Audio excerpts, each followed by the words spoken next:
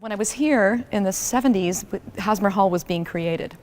So there were no, all these beautiful organ pipes were not installed yet. So my freshman year, we did the Berlioz Requiem. Now for little kids from upstate New York, very green, all of a sudden you're in a chorus of 300 people, full orchestra.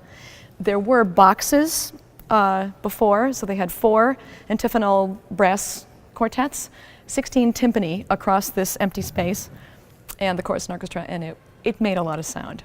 And we were just, that was the beginning of the thrill of what the power of choral music is for you. My mother was a choral music educator, so I kind of came by it rightly. Well, it feels like there is coming home aspect, and many of the people in the audience tonight I've sung for many, many years. My solfege teacher, Dr. Gibbs, was here today, and all these people are the reason that I'm doing what I'm doing. So to honor it and to come back, and I still have family in the area. My brother teaches the 6th grade in town. My sister-in-law is the alumni director of Potsdam. My stepfather was a Crane chorus conductor until '92, Calvin Gage. And my entire family has gone to Potsdam. We're our own little alumni group, we like to call it. Well, this year's been really interesting. This semester I've been able to come back 3 times. This is the 3rd. It's happened so quickly. I thought, oh, I'm having so much time there, and now it's all gone. The first was my solo cabaret, and I used some of the students in a little flash mob in the middle of it, got to know them. And then I was here for 3 weeks as a guest artist in the new opera they did by Tom Chiapullo. It was a premiere, so I spent 3 weeks with them. And now many of these kids are in the choir, and there's also many, many non-majors in this huge, which it was. The same thing happened when I was in school. A lot of non-majors who sang in high school, they end up loving being part of this group because they wanted music in their life. It's so important, as we know. One of the biggest things for me is the bulk are going to be our next wave of music educators. They're the front line for inspiring kids to have music in their lives. The more experiences they get, and I think Crane, of all the schools that I see all over, is unique to giving those very, very meaningful experiences. And so as far as being a teacher, coming back and as an alumni and kind of telling them, giving them a chance to talk to me and to say what your career path is going to be. You can't have another person's career. It's your own. I studied education and then went to classical music and then kind of swim between a lot of genres musically, but I feel like the skills I learned here is what is sustaining me for the long run.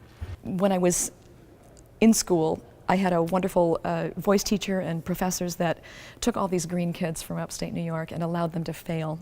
They allowed them to get back up again and it not be such a competitive, pressure-filled situation. I find that a lot of 18 to 22-year-olds who go to some conservatories are put under so much pressure of competition, of just comparing themselves, let's say, to the graduate students. Here, it's mostly undergrad, and there's a level of maturity at 18 to 22 that you just can't compete with someone with 10 years or senior. That has to happen at its own time. I like to say it's like incubating for a while, but they're allowed to learn. I feel like they're allowed to be creative and feel that in themselves and become a personal artist.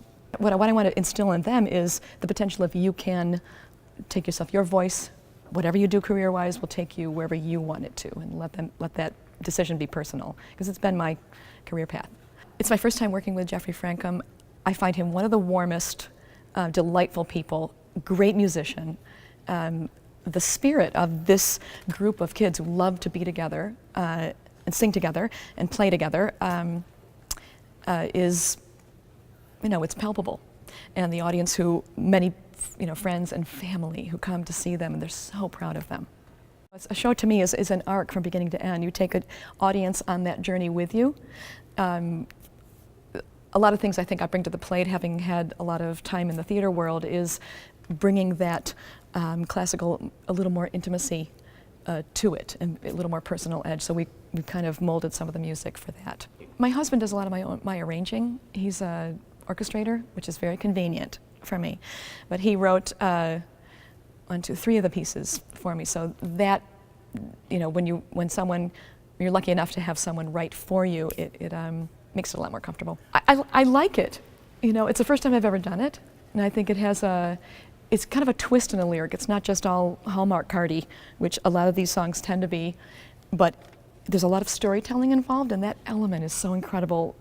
It's important during the holidays to do that, but it has a line in it about you send a gift, but it doesn't bring a friend back that you turned away, and you know, it has a nice little, strong little message for all of us.